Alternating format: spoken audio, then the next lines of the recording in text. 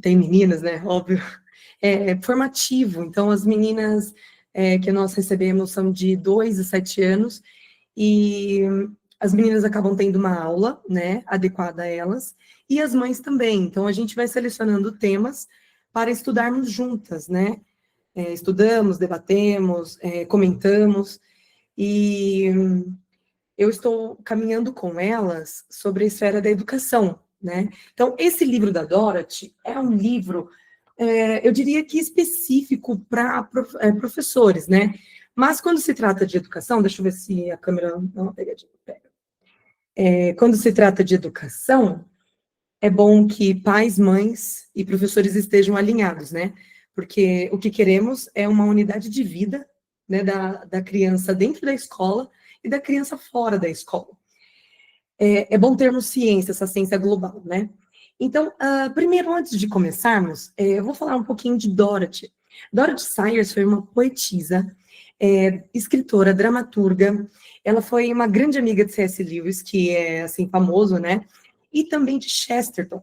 E para quem não conhece Chesterton, ele também foi um grande romancista e também escreveu muitos livros técnicos religiosos, né? O mais famoso dele é o Padre Brown. Então, uma escrita impecável, né? Uma oratória maravilhosa. Então, ela tinha muitas habilidades, porém, morreu muito cedo, né? Aos seus 64 anos. No livro, é interessante eu deixar claro aqui para vocês também, que aqui é uma resenha deste livro, né, com a ideia principal, e eu reforço a importância de vocês comprarem e lerem, né, pegarem da fonte, beberem direto da fonte e aplicar isso no cotidiano, né, sentir essa experiência concreta, né, e viva através do livro. Então, vamos lá. O ponto principal, a gente está falando aqui de Dorothy, de anos, tá? Isso há décadas atrás. E ela identificou, ela colocou como perspectiva termos um claro diagnóstico do problema para depois tentar resolvê-lo, né? Então, o primeiro ponto que ela traz no livro dela é que as opiniões, todo mundo tem opinião sobre qualquer assunto, sem conhecimento. E com a rede social, né, trazendo um pouquinho para a nossa esfera moderna, contemporânea, as redes sociais deu essa abertura, né, a voz dos ineptos, assim, amplificou num nível, assim, gigantesco. E a cada geração perde-se o uso do vocabulário. A comunicação, ela fica infantilizada, não somente com as palavras são usadas de modo inadequado, as pessoas fazem muito uso de meme, eu gosto de meme, tá, eu uso muito, porém, as pessoas utilizam muito mais desse recurso do que o de uma oração simples e eficaz, né? Então, se você você acaba perdendo o uso da gramática, isso limita o seu pensamento, tornando ele simplório e pueril, né? A qualidade da leitura também, né? As pessoas não conseguem ler 2 parágrafos, não conseguem estudar, assistir um vídeo de 15 minutos, educativo, né? Para elas ou dar um sono, ou elas viajam, elas não conseguem manter a capacidade da concentração, certo? Então, a leitura de qualidade, ela propicia essa inteligência livre. Marquem essa palavra, livre, e refinada. Então, a linguagem, no geral, ela amadurece a nossa existência, né? Quem não lê bem, não pensa bem.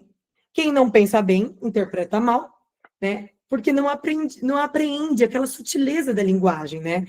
E a apreensão dessa sutileza, ela tem como gancho a literatura.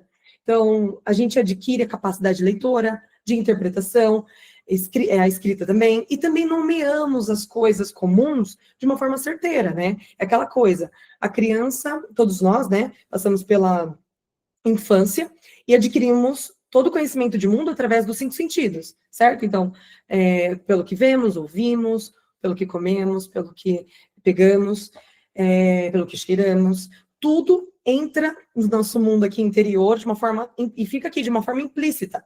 À medida que ganhamos a consciência e que o nosso hemisfério esquerdo começa a trabalhar, o nosso cognitivo começa a explicitar, certo? Então, ler traz essa unidade, né, esse refinamento de trazer o que eu tenho de dentro para fora, né, de uma forma clara. Quem não domina a linguagem, ela fica à mercê, né, influenciado e direcionado por afetos, completamente por afetos. Então, a gente espera que uma criança que não tem um bom uso do hemisfério esquerdo, que ela cresça e se aproprie disso, né, dessa habilidade, quanto mais um adulto, né? Então, se um adulto não tem isso, logicamente ele não consegue, ele é direcionado pelos afetos. Então, ele acaba não tendo aptidão e nem competência para examinar, criticar e rebater as palavras, né?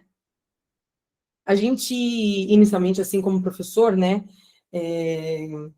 desejamos um currículo que, não só professor, mas, né, como mãe, a gente prioriza um currículo que preze por uma boa leitura, né, uma escrita, que forme jovens capazes de pensar, pensar livremente, de julgar por si só o sentido, né, das coisas e se apropriar das ideias.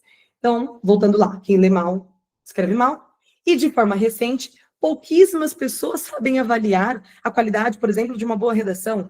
Então, a gente não sabe que quem tirou 1000 na prova do Enem, quem foi a pessoa que julgou, né? Se aquela pessoa é apta a fazer esse tipo de julgamento numa redação, né? Qualitativa. Então, chegamos num ponto crucial de Dorothy, que ela destaca bem, a capacidade intelectual de um adulto no seu tempo, principalmente na escola, né? E a gente aqui trazendo para o Brasil, nós temos os representantes da cultura, né? E os representantes da cultura do Brasil são os influenciadores digitais.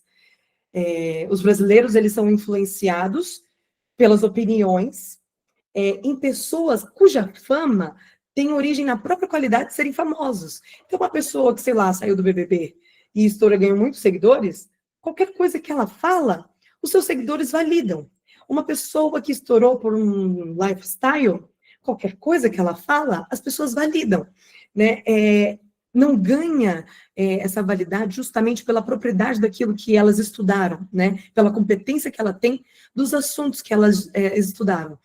Então, vejam, os influenciadores, eles não têm responsabilidade pela verdade ou pelo valor daquilo que eles falam. Não importa a lógica, a sequência dos fatos, as ideias são amontoadas sem ordem, ligação e propósito. O que é muito, assim, perigosíssimo, né? Vocês podem perceber em termos de política, por exemplo. Os influenciadores contribuem para a deformação da inteligência dos seus seguidores, né? A depender. Então, os professores brasileiros, eles acabam também ocupando-se de, não só os professores, mas a massa inteira, de metodologias e burocracias técnicas, das quais são repassadas, né? Ninguém vai puxar o gancho da raiz, né? Exatamente, e vai destrinchando isso com o tempo. Logo, acabamos oferecendo pouca cultura aos alunos e filhos, né? E não elevamos a média cultural da sociedade. Então, um jovem de 18 anos sai da escola inculto, sem cultura e semi-analfabeto. Nós vemos os estudos aí, né? Todo mundo, assim, tá careca, ouviu uma vez sobre as pesquisas, né, de semi-analfabetos no Brasil. Não levando somente em consideração a profissão que é também um pouco mal remunerada, né? De a formação continuada não existir, né? A própria pessoa, em sua condição, ela não faz essa formação continuada fora do contexto escolar, né? Então, um currículo extenso que só é passado por quem não domina, emburrece o aluno, o que leva para uma servidão intelectual, né? Um bom currículo pensa no aluno como sujeito que aprende, que precisa aprender, né? De fato, o conceito, e não um sujeito que deva memorizar uma prova e logo esquecer, né? Que a gente chama de memória de curto prazo. Queremos alunos que sejam, não queremos alunos que sejam especialistas em resolver apenas questões de provas, né? A gente quer que ele absorva, né? Que ele fique, de fato, mais inteligente. Então, a tendência é de pensar no que se ensina e não em como ensinar, né? Alinhar essas duas coisas juntas. Cria-se métodos momentâneos. Um método momentâneo não faz o aluno pensar por si, né? Que ele aprenda a aprender, que desenvolva essa capacidade autônoma de estudar E isso impõe a ele uma espécie mesmo de servidão intelectual. O Ortega y Gasset diz que um homem instruído, num ambiente em que poda essa construção da sua autonomia, poderia ser chamado de homem massa, né? Elevado. Ele só é levado pelo que os outros dizem, né? Seria um homem objetificado, que voluntariamente restringe todos os seus pensamentos e logo a sua vontade, que é a liberdade, né? Então, o sujeito acaba não sendo um homem livre. E uma pessoa que não é livre não sabe também fazer gradações de valores para a própria vida, né? A vivência, né, real. Então, a vida profissional, familiar, social, política, etc., se tornam adultos que não sabem avaliar de modo autônomo o que é mais e o que é menos importante na existência. Veja, não é só um critério dentro de uma instituição escolar, né? É uma vida pós, é uma vida fora também. Então, a base de uma sociedade é uma educação de valor, né? E não o que é repetido e disseminado. Então, o que é educação, de fato? A educação, ela prepara o caminho, ela visa a ascensão de cada criança, sob a sua circunstância social, econômica, histórica, em sua estrutura de existência, né? Do singular para o universal, do lar para o mundo, do beabá para o pensamento abstrato. Veja, tem uma lógica da qual é esperada, né? Vamos fazer um parênteses aqui de Aristóteles, né? Que diz que toda pessoa humana tem a potência que pode virar o ato. Então, uma criança, ela tem a capacidade de aprender a falar. Então, logo, ela tem essa potência existente nela, que no momento ela passa a falar, a mesma coisa para andar, a mesma coisa para raciocinar, e etc, né? Então, todos nós temos esse conjunto de potências, de habilidades aqui dentro da gente, que vem ao ato. Então, voltando ao nosso assunto sobre educação, uma estrutura de linguagem também é uma estrutura de pensamento, né? Então, na linguagem, pensamos o mundo, né? A memória implícita, que a gente já falou. E a linguagem é a própria condição para que se possa pensar, né? Se não lemos, por exemplo, uma boa literatura, falamos e escrevemos mal. Se falamos e escrevemos mal, pensamos mal. Se falamos mal, agimos mal. Fica aquela verdadeira Torre de Babel. E se não lemos bem, não raciocinamos logicamente, né? Então fica esse círculo vicioso, essa bola de neve, né? Então a pergunta que surge nessa situação é: o que eu quero para os meus filhos, né, a longo prazo? O que eu quero para os meus alunos até o final do ano, com aquela turma que eu estou, né, até o final do ano? O que eu quero que elas saibam? O que queremos que elas saibam fazer? Para um professor, eu preciso não só pegar um guia didático de uma escola, eu preciso estudar aquela idade, eu preciso estudar aquele meu aluno, né? Para uma mãe, para um pai, eu preciso pensar o que eu espero do meu filho futuramente, o que eu quero dele ou para agora, o que eu quero até o final do ano, o que eu espero em termos de condição familiar, né?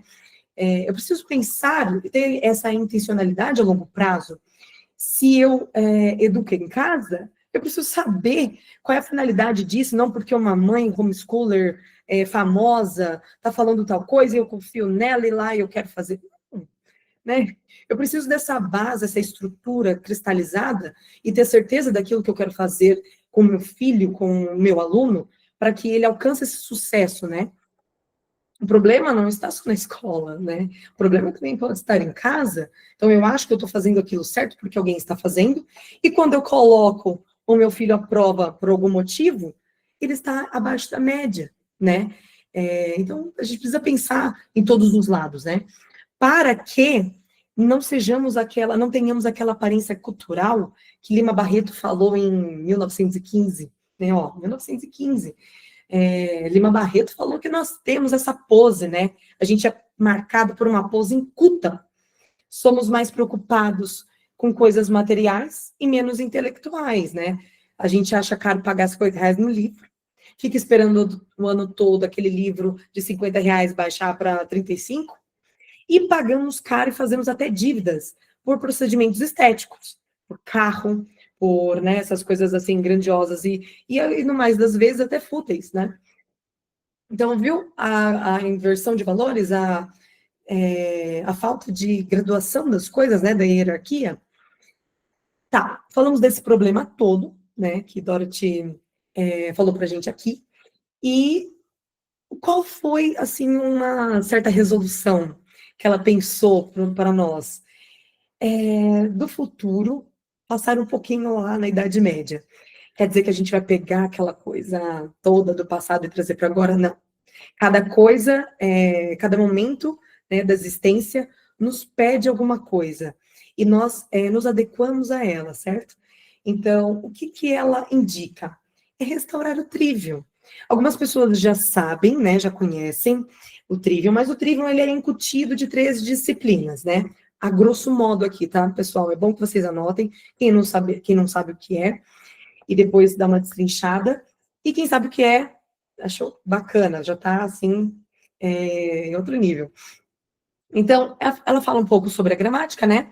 Que é o escrever corretamente e corretamente pronunciar o que está escrito, conceber bem a estrutura de linguagem. A dialética, que é saber demonstrar o que se pretende demonstrar, né? Falar, como usar a linguagem, termos e declarações precisas. E também a retórica, que é ornar as palavras e as sentenças, né? Seja elegante e convincente. Então, antes de aprender as matérias curriculares, que o aluno ou filho aprenda a aprender, certo? Tenha autonomia do estudo. Ou seja, o Trivium ele é uma ferramenta que abre oportunidade para que o estudante lide com qualquer problema e possa também estudar qualquer matéria. Isso funcionava muito, né? Então, como ela fez o Trivium para os dias de hoje, né? Ela constituiu em fases, na fase papagaio, na fase atrevido e na fase poeta, né? Então, pensamos aí em fases da primeira infância, que seria do papagaio, segunda infância, o poeta, o atrevido, e a terceira fase ali, que é até o jovem adulto, que seria o poeta. O que seria o papagaio? O papagaio é envolver-se na língua materna. No livro cita muito, em especial o latim. Eu não vou me aprofundar aqui, mas por quê? Porque o latim ele permite que se concentre na estrutura da linguagem, não propriamente no que se diz.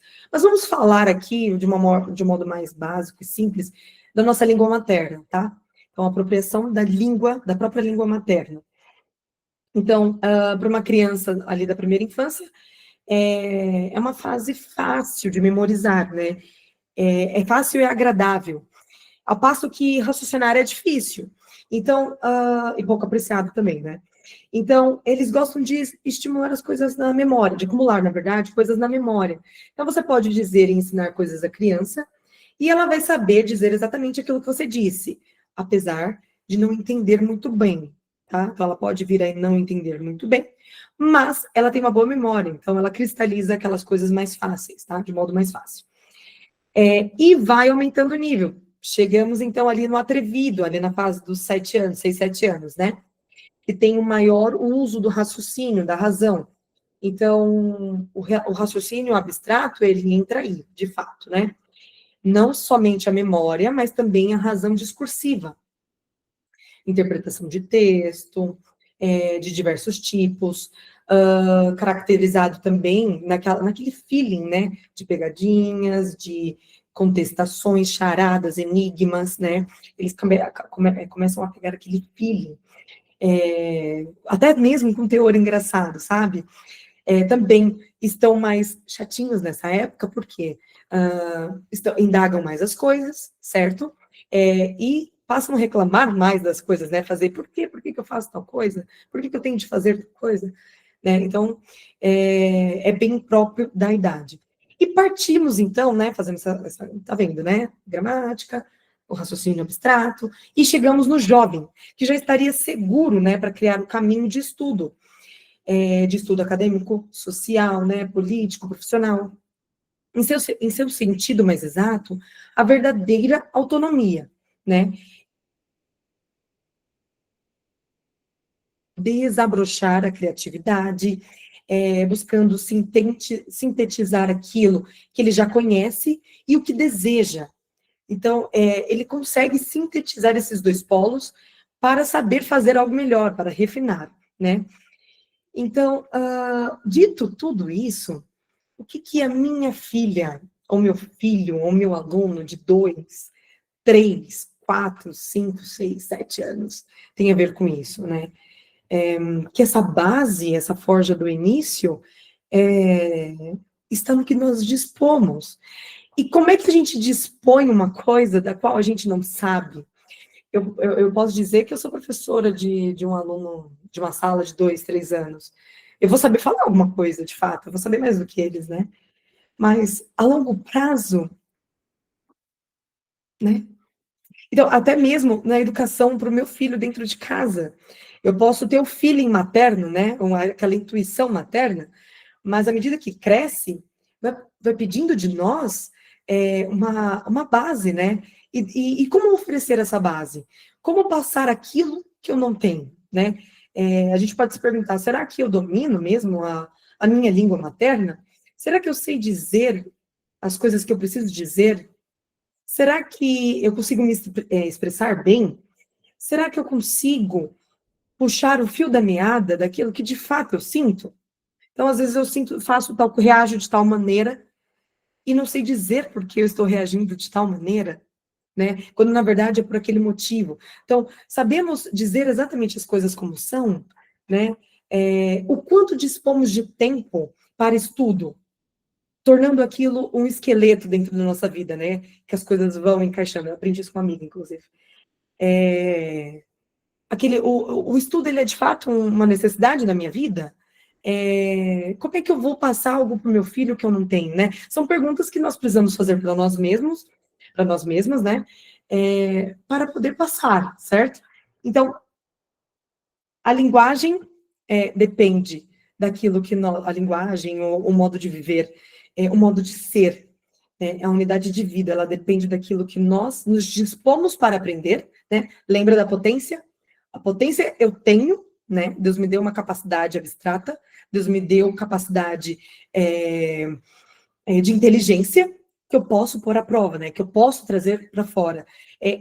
Em termos até de sociedade, de serviço. Então, fica muito essa. É, do tempo que dispomos para isso, né? E eu gostaria depois, não nessa aula, não agora, de falar um pouco sobre a leitura e puxar esse gancho para a leitura e para a linguagem, tá bom? Eu vou ver aqui, dar uma olhadinha no chat, se alguém falou alguma coisa, e vocês podem, ter a liberdade também de falar aqui agora, qualquer coisa que vocês tenham dúvida ou que vocês queiram comentar, tá bom? Fiquem livres, por favor.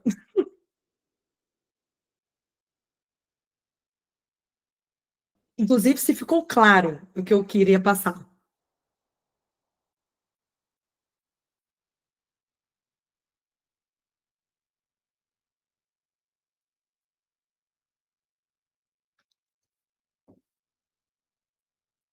Ninguém?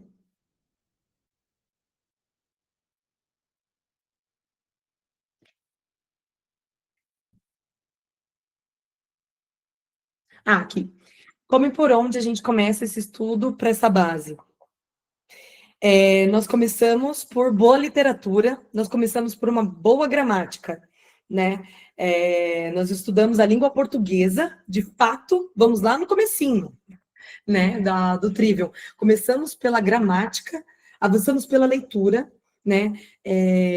A leitura, ela, o aumento de vocabulário e também da contextualização, ela entra no nosso subconsciente. A gente vê isso nas crianças, né? Do modo como elas passam a se expressar, sem que você tenha ensinado algo a elas, só pela leitura em voz alta, tá? Então, a leitura constante e diária, e retomar um livro várias vezes, e retomar uma aula várias vezes, até que aquilo fique na memória, né? Eu começaria por aí, pelo básico. Ó, eu comecei, só para ter uma coisa mais, uma coisa mais pessoal, eu eu não tive uma boa educação, né, no geral, não só por ter estudado em escola pública, mas quem me conhece ali, a Bia tá aqui? Bia, você pode dizer, pelo amor de Deus, ela me conheceu crua, crua, crua, crua de tudo. Eu evitava falar porque não sabia me expressar, então eu não falava, quase não falava nada. Eu tinha essa vergonha, essa timidez, que é um orgulho, né? Porque se você também não faz alguma coisa para mudar isso, aí você fica onde está.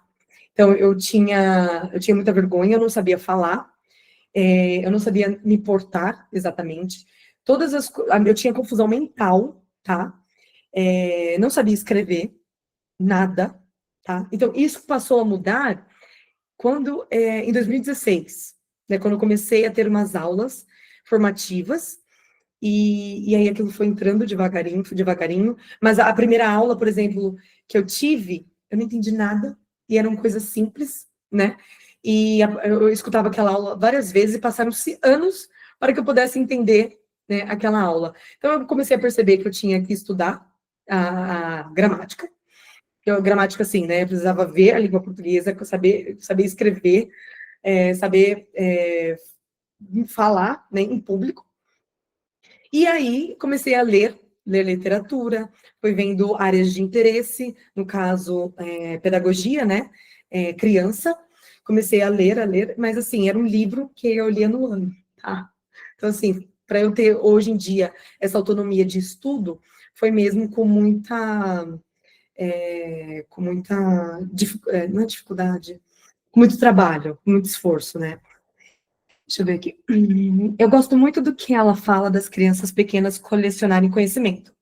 Tem gente que acha que os pequenos não são capazes de registrar o que falamos e apresentamos.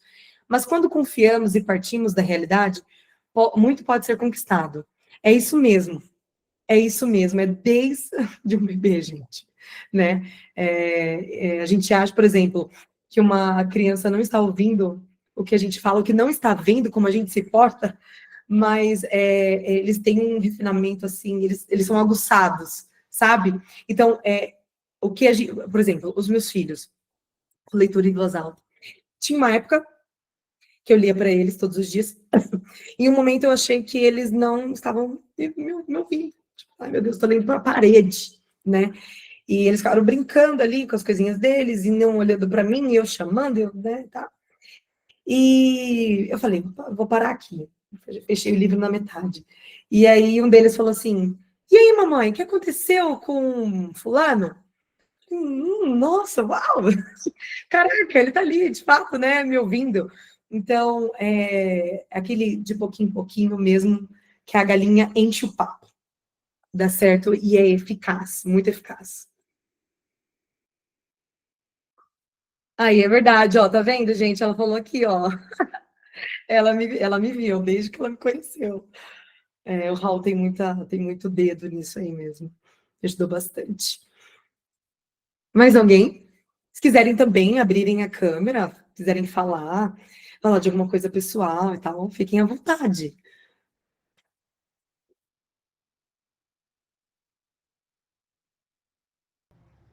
Camila, Oi. eu tenho aquele livro Trivium há muitos anos, mas eu nunca li. No caso, seria uma boa forma de começar essa formação, tirando a literatura. Qual livro, Isabel, que eu não ouvi? O Trivium. Ah, tá. Ele é um pouquinho mais puxado, mas assim, eu entrei nele também, comecei recente, e é aquela coisa mesmo, de forçar mesmo a capacidade, sabe? Forçar um pouco a potência, sabe? Então, é uma boa, é uma ótima, inclusive. Eu gostaria de ter começado antes. Legal, legal, obrigada.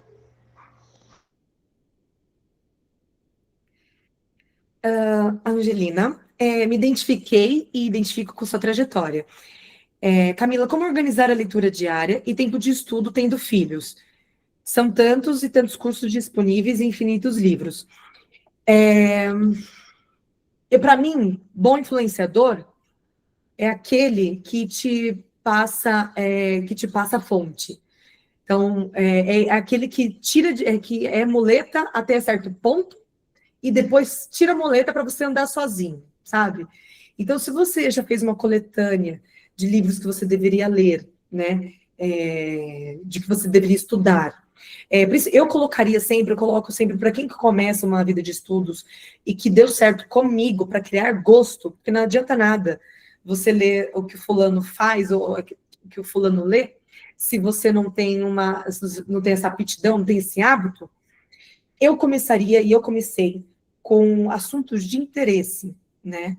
Eu queria saber, na época eu queria saber falar alguma coisa quando alguém falasse comigo, né? Eu queria não ficar só ali existindo, né? Então, eu comecei a ver algumas coisas de áreas de interesse, de conhecimentos gerais, literatura principalmente, né? Porque literatura sempre mostra alguma coisa que já aconteceu, né? E que é possível, e que é passível de acontecer, né? Então, o que eu faria? Eu colocaria isso como uma necessidade de vida, né? Quando eu comecei, eu comecei achando que eu não tinha tempo. E depois que eu tive filhos, eu vi que não tinha tempo mesmo. Então, eu comecei a reforçar isso no cotidiano. Para mim, o que deu certo? Eu precisava de um tempo que começasse antes deles. Então, meus filhos acordavam 6 horas, sei lá, eu acordava 5h20. Eu tinha esse tempo. Então, acordava, minha cabeça já estava mais livre, eu tomava meu cafezinho e lia alguma coisa. Né? Criar o hábito, né? Você precisa colocar algo concreto na sua vida, de modo que ela possa ser inserida, tá? Não é uma coisa, começo segunda e aí revejo sexta. Não, ele precisa ser como o ar que você respira. Então, em algum momento do dia, eu preciso ter aquilo, preciso ter aqueles 10 minutos né, de concentração. Com filhos pequenos, principalmente ao redor, não vai dar certo, né? Filhos dormiram. Ai, poxa, eu tô cansada. Não, eu dou uma respirada. Às vezes, que eu fumava, ó. O que eu fazia? Eu gostava de 2 dedinhos de vinho, às vezes eu gostava de um puritinho, eu ficava lá na varanda, tomava meu vinho ali, que era um prazer imediato, e pegava alguma coisa para ler. Ah, estava na fila do mercado, o livro estava comigo. Ah, eu precisava esperar alguma coisa no banco, o livro estava comigo. Ah, eu ia no cartório, algum livro estava comigo. O mesmo livro, eu dou continuidade. Hoje em dia, eu já consigo ler 3 livros ao mesmo tempo. Então, eu consigo, sem perder o fio da meada. Mas isso é de pouquinho em pouquinho, né? Criar o hábito. Eu crio o hábito, eu faço o bom uso da minha vontade, faço isso, criar um hábito, apesar do meu estado de ânimo, lembra? Então, quanto mais eu uso meu raciocínio mesmo, menos eu uso o meu afeto, né? As minhas emoções, o meu estado de ânimo, e mais eu me concentro naquilo que eu preciso fazer, né? Então, faz isso. É um básico necessário do qual eu insiro aos poucos, tá bom? O mesmo livro. Fica sempre isso na memória, o mesmo livro. Ou a mesma aula. Ou eu, por exemplo, eu estou escutando o mesmo curso pela terceira vez. Então, tem coisa que eu não peguei ainda, né? Tem gente que pega de forma mais abstrata, que a gente vê muito no MBTI. Tem gente que pega muito abstrato. Tem gente que pega de uma forma mais concreta. Eu, por exemplo, pego de uma forma mais concreta. Eu preciso de exemplos para aquela ideia fazer sentido, sabe? Às vezes eu preciso do mínimo conceito da ideia e mais exemplos. Mais exemplos vivenciados, sabe? Então, quando eu vejo também uma prática, por exemplo, na minha área, né, de pedagogia, daquilo que eu li, tudo faz mais sentido. Quando eu leio algum autor que me dá exatamente a definição daquilo que eu sinto ou que eu passo, aquilo cristaliza. Sei lá, aparência cultural, que eu falei aqui agora há pouco. Caraca, eu pensava aquilo, falei, meu Deus, isso existe, mas não sabia dar nome. Quando eu li, eu nunca mais esqueci, entendeu? Então, você vai percebendo aquilo qual é a definição da sua inteligência para sua prática diária. Então, eu espero que tenha também ficado prático. Falei demais, né? Bia, isso é super importante mesmo, né? Ir atrás do que nos interessa, porque é o campo mais rico.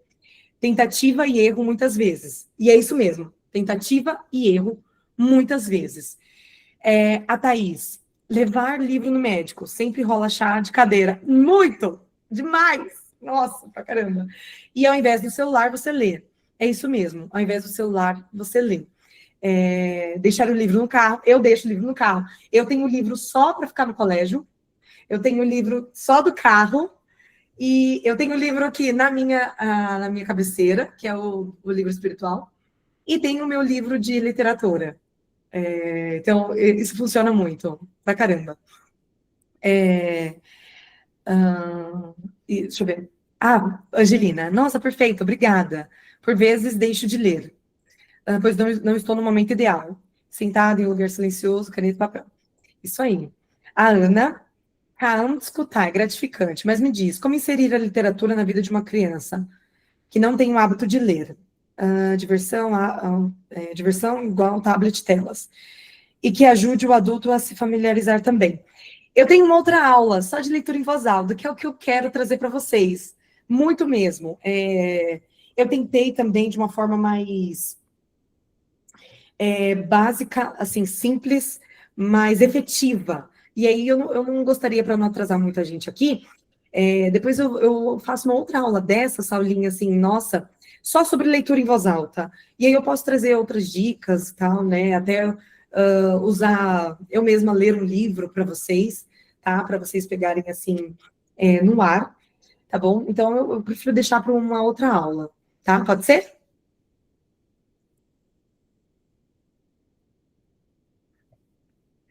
Quero agradecer muito, de verdade, vocês estarem aqui.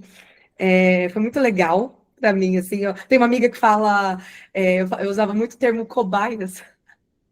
Ela falou, não fale cobaias, fale modelos. Então, eu tive lindas modelos aqui hoje. Agradeço muito, de verdade.